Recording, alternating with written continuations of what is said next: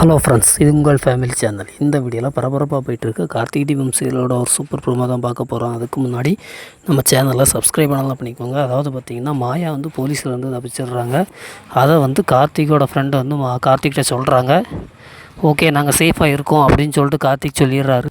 ஆனால் மாயா ரொம்ப வன்மத்தில் ரேவதியை எப்படியாவது கொல்லணும் அப்படின்னு சொல்லிட்டு ரேவதியை ரவுண்ட் போட்டுக்கிட்டு இருக்காங்க. மயில் வாகனமும் கார்த்திக்கும் வெளியில் வந்துடுறாங்க. அந்த நேரம் கார்த்திக் மயில் வாகனம் வந்துட்டு ஏதோ தப்பு நடக்கிற மாதிரியே தோணுது, மனசுக்கு ரொம்ப சங்கடமாக இருக்குங்கிற மாதிரி சொல்லிக்கிட்டு இருக்காப்புல. இங்கே என்ன நடக்குதுன்னு பார்த்திங்கன்னா, மாயா வந்து ரேவதியை சுட்டுடுறாங்க.